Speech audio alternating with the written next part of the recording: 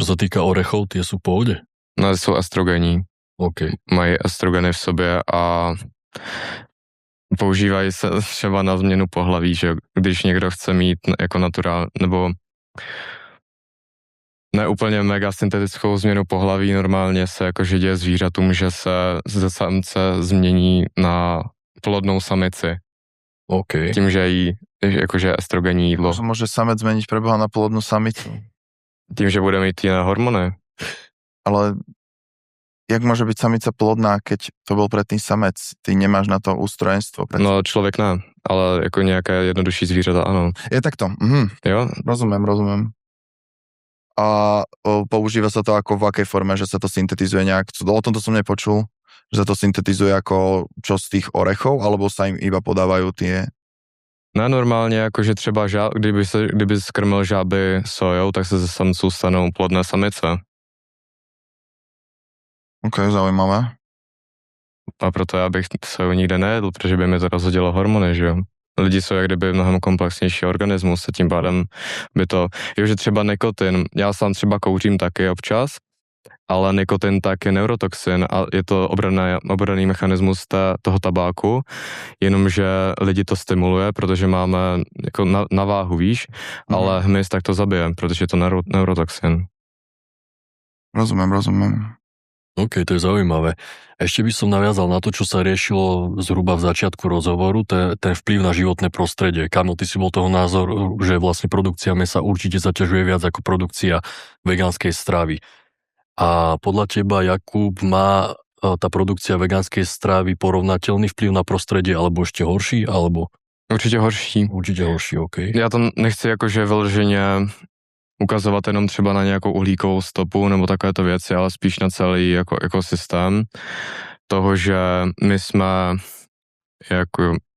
jsme na vrcholu potravního řetězce a měli bychom být predátoři. Každý organismus na vrcholu potravního řetězce je predátor a jí ty pod ním, protože není nic, co by ho ohrožovalo. A když já budu pěstovat nebo chovat krávy, tak to na to prostředí bude mít v podstatě přirozený vliv, pokud je budu krmit normálním jídlem nebo budou grass-fed prostě chodit po tom polouce a budu jim akorát pouštět vodu třeba. Kdybych měl velký pozemek, tak já nepotřebuju žádné krmivo pro krávy, protože oni mají tu přirozenou stravu, čistě trávu jenom. Jo, slepice jsou něco jiného, ale krávám stačí tráva. Tím pádem grass-fed krávy tak nemají žádný negativní vliv na prostředí nebo uhlíkovou stopu.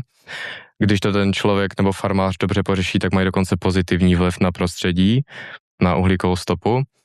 Ale u té veganské stravy je problém ten, že během pěstování těch rostlin a nějakého průmyslového zpracování tak prostě ti živočichové umírají hlodavci, hmyz, tím pádem ty, co jsou nad nima v tom potravním řetězci, tak nemají svoji potravu a taky vymírají a ti dál taky vymírají.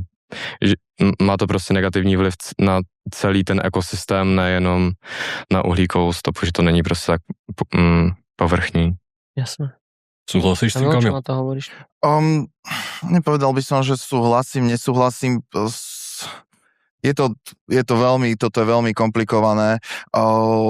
Prvá premisa by bola, hej, že čo je vegánska strava. Proste vegánska strava sú najbežnejšie, proste to je jedlo chudobných, hej. Povedzme to tak, proste to sú zemiaky, to je fazula, hej, šošovica. Tie veci vieš vypestovať proste kdekoľvek. Problém je ten, že hej, aj do vegánskej stravy sa zahýrna, hej, že hovoríš, a tie vaše avokáda, a tá vaša quinoa, čo musí ísť cez celý oceán. Áno, to je hlúpo, samozrejme, že jo. Keď ty máš lokálnu potravinu, ktorú tu navieš vypestovať, tak použij tu, lenže jaká je tam tá variabilita, hej, potom to je ďalšia otázka. No, závisí, jak si to pozrieš. Aby som sa dostal k tomu grass-fed aj hospodárstvu, to je, že toto je veľmi pekná reklamný plagát na tú čokoládu s fialovou kravou. Hej, šťastné kravy na lúke. Lenže ten faktor, na ktorom sme začali tú debatu, je, že keby každý mal mäso. No, pokiaľ by sme mali žiť v udržateľnom systéme, kde tá výroba mäsa nemá dopad na životné prostredie, alebo sme na nule, prípadne pozitívny, hej, tak nebude mať každý mäso. To je bottom line. Hej, že v podstate to, čo si povedal, to je výborná vec, že tie ekosystémy sa ničia, ak sa vlastne vysádzajú tie monokultúry na spracovanie v rôznych obilnín, na soje a kukurice. Lenže v podstate ty máš, myslím, že tie čísla sú 98% rastlinnej výroby na svete ide na chov zvierat. Tu sa nebavíme o tom, že môžem si dať mäso, alebo si nemôžem dať mäso. Tu sa bavíme o tom, že je tu s nami 74 miliard zvierat na planéte aktuálne v túto dobu, ktoré tiež treba krmiť, okrem 8 miliard ľudí, pričom miliarda stále hladuje. Hej, tá škála toho je ten problém. Ten problém není nejaký etický, morálny, či sa budeme baviť o tom, či budeš chorý z toho, alebo z toho. Akože môžeme, ale tá moja premisa, prečo ja som akože a priori proti mäsu je, že je to proste neudržateľný hrozný systém, ktorý nás proste vedie do záhuby a odpad to ani nehovorím, hej. Že. Myslíš, že ta záhuba není součást nějakého cyklu jenom, že to tak má být prostě? Asi je. Víš, aby prostě většina světa opravdu vymřela lidí, bylo prostě třeba jako miliarda třeba, nebo míň ještě. A tím, že teďka se prostě fakt jako většina lidí nedokáže. Víš, že ty nejsi jako přímo proti masu, ty si spíš proti tomu průmyslu, že jo? No jasný. To jsem já taky, ale přijde mi, že víš, jako že lidi na veganské stravy, nebo když se dělají generační testy na zvířatech, na nějaké nepřirozené stravy, tak oni během 3-4 generací jsou neplodní. A lidi budou taky neplodní, tím pádem většina světa vymře během 2 generací, prostě to udělá obrovský propad. No a potom už bude moct každý jíst maso. No, akože to, či budeme neplodní, alebo budeme plodní, to je, hej, že ako to funguje skrz generácie, to sú veľmi akože ostré tvrdenia, že to podľa mňa ani tá akože vysoká veda, ktorá sa tým zaoberá fakt, že dlhodobo má na tie cross-generačné v podstate ako keby štúdie, je to také, že aspoň ja z toho, čo som načítal, a to nebolo len čo sa týka vegánstva aj iných vecí, že je to skôr ako vodítko, že ty nameráš, že nejaká premena sa zmenila, ale je to skôr trend, než... Jo, ale proto se to nedá měřit na lidech, že jo, protože lidi jsou neměřitelní jako v generačním ohledu, protože není to schopný udělat jeden vědec, že jo, a pokud to není schopný udělat jeden člověk, generační studie, tak to není to tak efektivní, no. Není. A proto se dělají na zvířatech, třeba na kočkách, že jo, kde se to nějak reálně dá měřit a během 10 let máš prostě 4 generace a vidíš ten postup, jak to jde podle toho, čím je krmíš, jaký mají životní styl a tak. No to môžeš, len tam bereš úplne do úvahy, vieš, že iný živočíšny druh, iný organizmus, tie zvieratá proste inak pracujú a to je ten problém, hej. Ale ako, aby som sa dostal len k tomu, že čo je vlastne vegánstvo, to není len spôsob, hej, že zatiaľ sa tu rozprávam ako primárne o tej strave, ale vegánstvo není o strave, vegánstvo je o oslobodení zvierat, to je o zvrhnutí vlastne opresívneho systému, ktorý zotročuje zvieratá na štrukturované vlastne zotročovanie a zabíjanie za cieľom produkcie vlastne mäsa, hej. Toto je premisa, s ktorou bojuje vegánstvo. Čiže tam máš jeden rozmer je strava, jeden rozmer je proste výroba, hej, kožených týchto, ďalšia výroba je, ďalší faktor je kožušinový priemysel, blablabla. Je toho kopa, hej, že to není vlastne, tá strava je ako keby rastlina, strava je len jeden rozmer toho celého. Nemyslíš, že vegánská strava je sice osvobození zvířat, ale zotročování lidí? V akom kontexte? No, protože klasická veganská strava tak je prostě strava chudých, že jo? No. Tím se krmí prostě vojáci anebo chudáci. No. No tím pádem to je zotročování. Není to zotročovanie, to je... Ja to berem skôr ako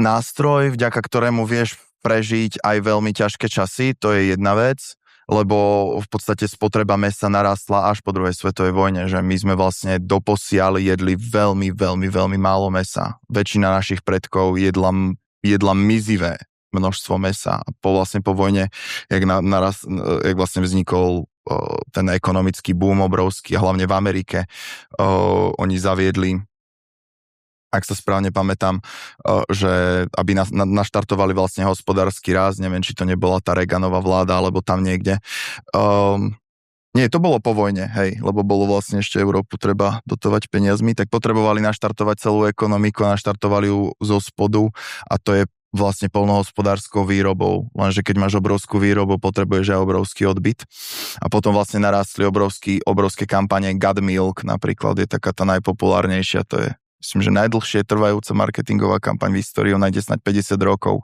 ktorá slúži čisto na popud lobistických skupín, aby sa zvýšila produkcia, aby sa zvýšila spotreba mlieka, aby bola zvýšená celková produkcia. A im vlastne v tom dôsledku vzniklo to, že majú výrazne vyšší kalorický príjem, myslím, že okolo 1000 kalórií je tá marža, ktorá im vznikla nad, ako napríklad my v Európe.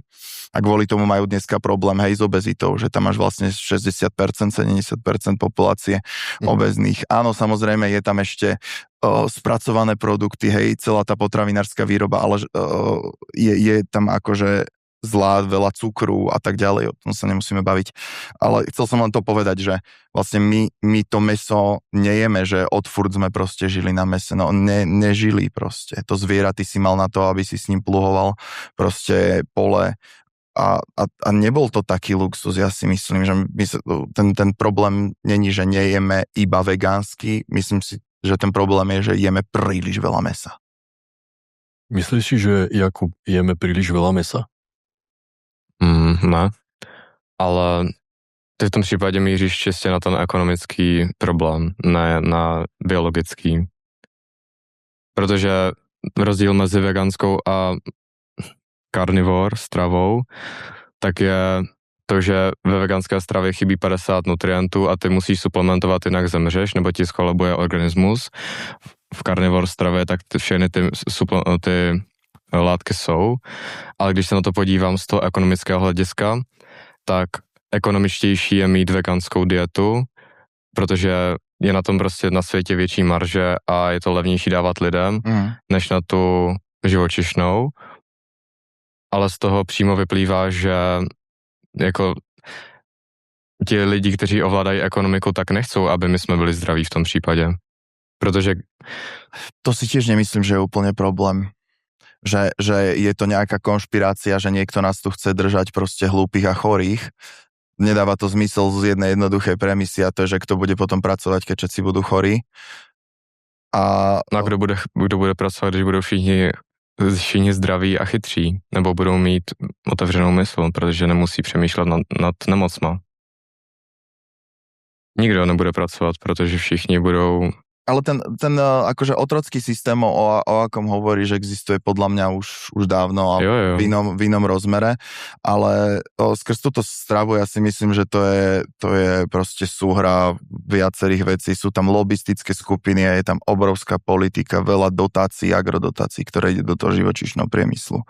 A hej, farmaceutický priemysel, však všetky tie zvieratá sú choré v tých bytunkoch, tie treba suplajovať, hej, že do živočíšnej výroby ide viac liekov, jak pre ľudí z farmaceutických firiem. Čiže ja mám pocit, že ten problém skôr vznikol, my ho nemáme ako riešiť, lebo jednoducho živí príliš veľa úst, tak by som to asi povedal, že za mňa je toto a to je to, prečo som sa vlastne aj vykašľal na aktivizmus ako taký, že za mňa je to vlastne minimálne v aktuálnom rozmere neriešiteľný problém.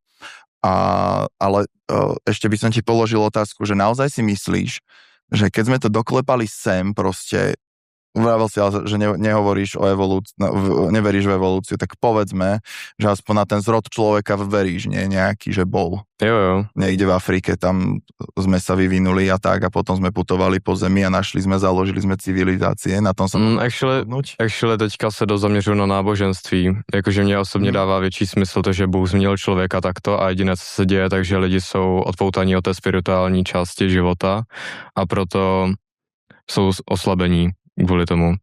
Víš, jakože člověk je strašně silný organismus nebo bytost, jenomže tím, že se odpoutává od spirituality, od té vlastně druhé poloviny světa, ve kterém žije, tak prostě jsou problémy potom. Jo, když by prostě Bůh takto stvořil muže, ženu, byly děti, všichni žili 1000 let a měli prostě 150 dětí každý člověk a potom najednou začaly prostě se ty životy jim zkracovat a bylo těch lidí víc a víc, až se přemnožili a teďka vlastně jsou všichni ateisti.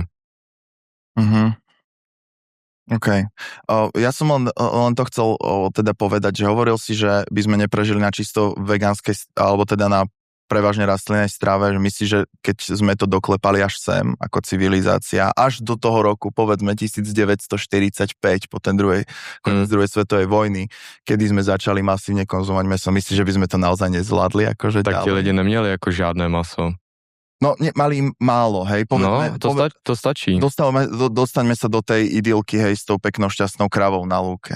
Tak. No, málo masa stačí. Málo masa stačí. To k tomu, aby organismus fungoval a mohl se rozmnožit, tak stačí málo. Ale či 100% vegan, tak prostě nemá ani to, jako to. Nebo ty třeba suplementuješ ty živiny, OK.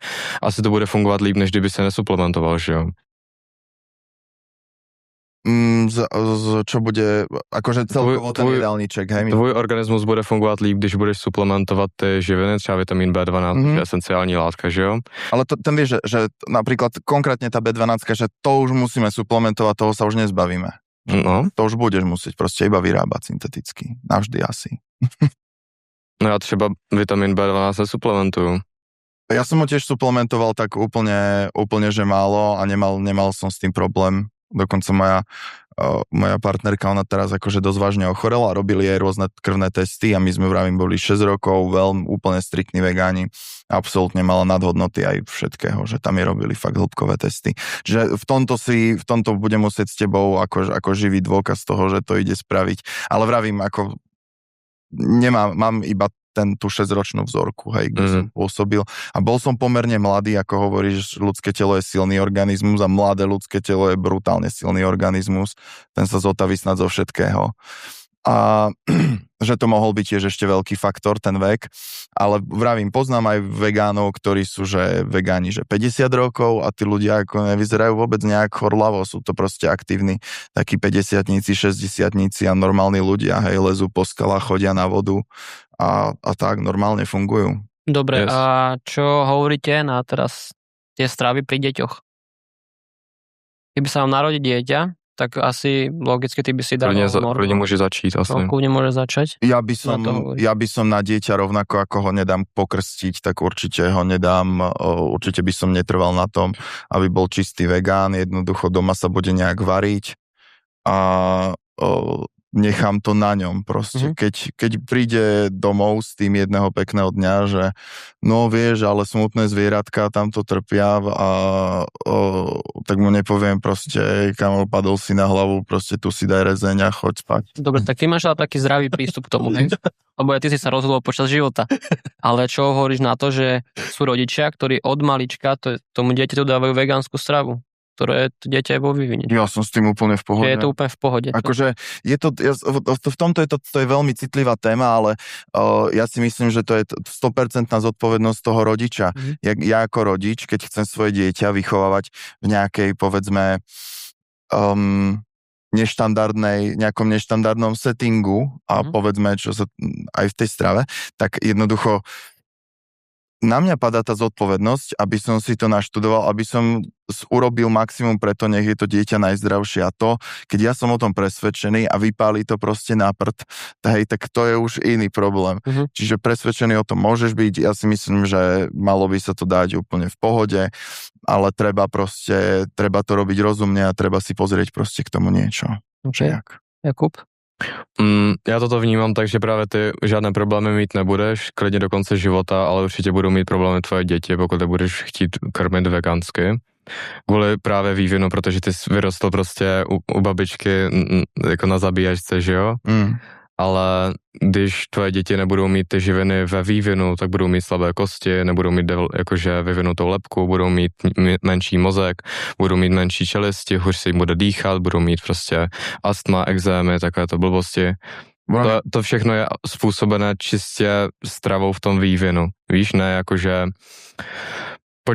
v průběhu těhotenství, tak je to samozřejmě taky důležité, možná ještě víc, ale ta matka by potom měla pokračovat. Víš, jakože chceš mít tvoje dítě na veganské stravě, tak nebudeš, jako nenecháš svojí jako ženu kojit to dítě, protože je to živočišná potravina. Nie, to rozhodne nie. To dojčenské mlieko, to je jediné mlieko, ktoré by si mal v živote piť.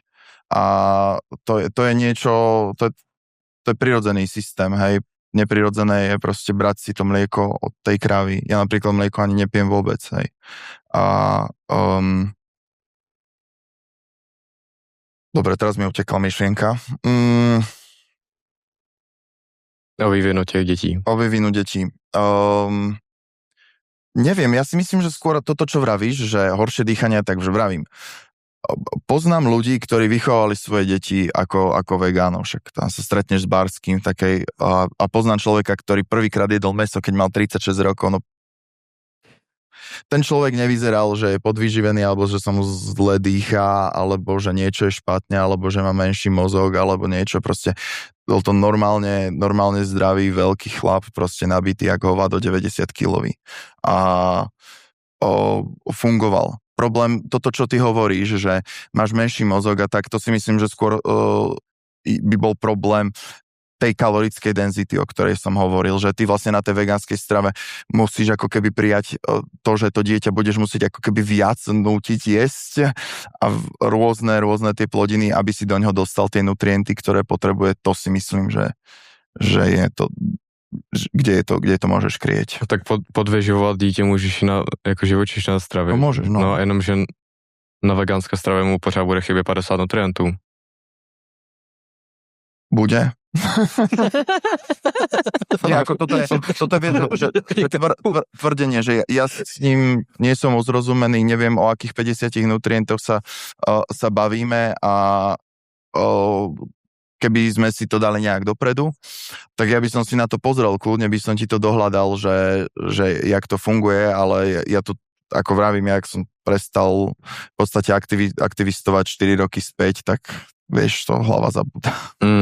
Tak já si taky nepamatuju 50 nutrientů, že jo, prostě se znám to jako... Ale z toho, čo som si minimálne, čo som si napozeral, tak vlastne všetky esenciálne veci, ktoré potrebujeme, sa nachádzajú v rastlinnej strave. A co bude 12? Myslel som, že sme uzavreli tú tému, ale to je iný problém. No to není jiný problém. Je to iný problém. B12 je esenciální a není v rostlinné stravě. Za normálnych podmienok by si ju tam mal, keby sa chlórom nečistila voda.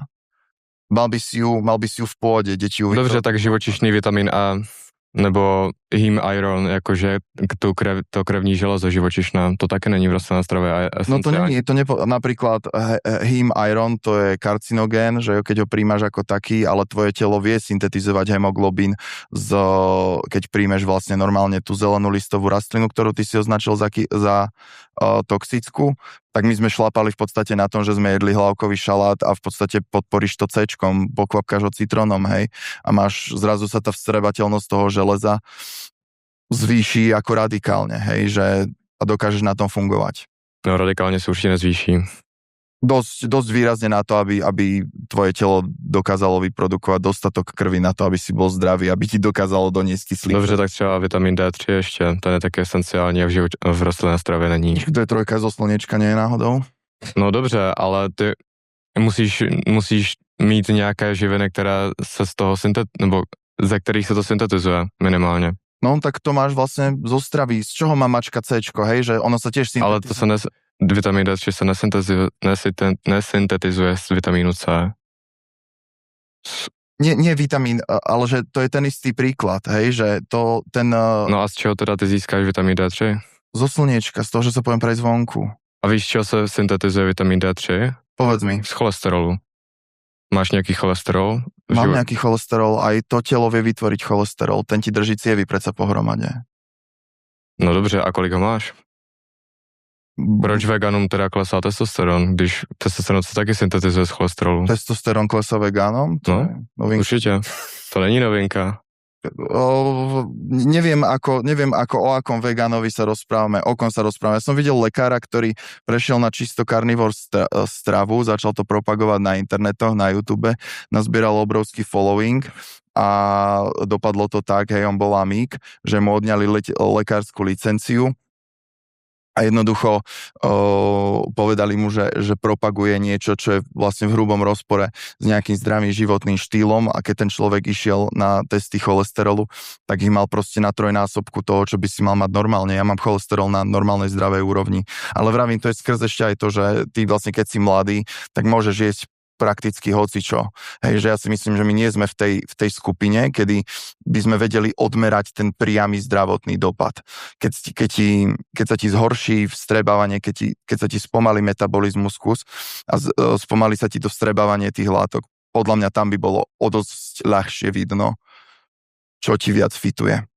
Lebo vravím, ty keď si mladý, môžeš proste 10 rokov slopať ako idiot a aj tak sa to tvoje telo nejak z toho zregeneruje. Hej, že veľa damageu proste to znesie, to je celé. Dobre, za chvíľku budeme skoro končiť, tak dáme si takú rubriku, hej, bude tu top 5, celkovo, čo si myslia, akože celkovo ľudia, hej, na svete, máme aj vegánsku verziu, aj pre animal based, takže začíname tou vegánskou, hej. Takže top 5 najzdravších potravín na svete.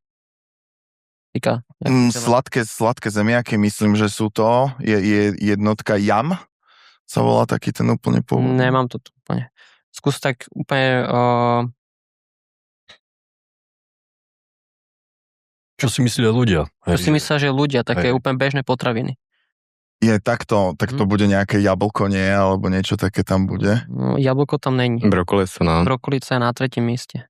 Soja v tomto rebríčku není. Citrón tam bude? Není tam. Není tam citrón. Paprika? Ne, je tam ešte jedno ovocie. Rybíz? Ano, jak sa říká slovenské. Ne, rybíz nie. Mm, Modré to je. No. To nevieš vysloviť. Čučorietka? Vieš to vysloviť. Wow. No, to máme 2, 3, ešte 1, 4 a 5. A už sme sa tu bavili o všetkých tých veciach, hej? To sú jenom vegánske veci, čiste? Hej. Okay. Avokádo. Avokádo tam není. Avokádo tam tiež nie je. Rýža? Ne. Sú tam všeobecne strukoviny, tie sú na prvom mieste, chyba nám 4-5. Tak nejaká fazula. No to je tá strukovina. No. Takže to by som ti uznal, ale už sa povedal neskoro. Že sú na 4. a na 5. mieste, 2 posledné veci. Bavili sme sa o tom. Môžem, Maroš, ty máš nejaký tip? Nechaj ma, nerob. Repa? Možno červená? Ne. Nie? Ne, sú tam vlaské orechy. Oblačské orechy, okej, dáva zmysel. Že estrogeny. Estrogeny, presne. A posledné, keď sme sa bavili o tej strave, ovsené vločky. Sú 5. Čo na to hovoríte? Dáva zmysel. Dáva to zmysel. Vlášaky sú v pohode, ale prekvapilo ma akože tie také tie bežné veci, že nie sú považované za zdravé, čo je zvláštne. OK. Dobre, tak teraz to dáme teda v animal-based verzii, takže top 5 najzdravších potravín na svete. Tak skúsi typnúť. Hovädzie mäso. Áno, to je na 2. mieste. Maslo. Maslo tam není. Maslo tam nie je. Mléko. Ani mlieko tam není. Čiže budeme mať asi druhý mäsa, takže ryby tam budú. Ryby, hej, 4, hej, ale tam losos. Niečosti, nejaké játra třeba. Áno, hovädzia pečenie na 1. mieste. Takže nám chýba 3. Nejaké prsia kurácie? Nie. Morek, jakože vnitřné z kostí. Ne. 3 sú vajcia. Isté. A 5, akože už sa to v podstate povedali, to sú mliečne výrobky, hej, to môže všeobecne, takže to som teda zapálil trochu, sorry. Pohode. Ideme ďalej. Top 5 najviac precenených potravín. Ovocné vločky. Ale čo by povedal, že vegán, hej, podľa neho, takže tam budú skôr takéto, hej, maso je na 1. mieste. Vajíčka, mléko. Vajíčka, mléko tam nejsú. OK. Vajíčka, mléko. Tak tam budú živočíšne veci, no, nejaká. Hej. Čo môže byť 2? Prasatka to je. Najnezdravších, hej? Hej. Sádlo. Bočík, no. Je tam, že slaninka na Mhm. druhom mieste. Potom sú tam, že keto produkty. OK, s tím souhlasím. To je čo? Bezsacharidová, Aha. A proteínové tyčinky. s tím souhlasím.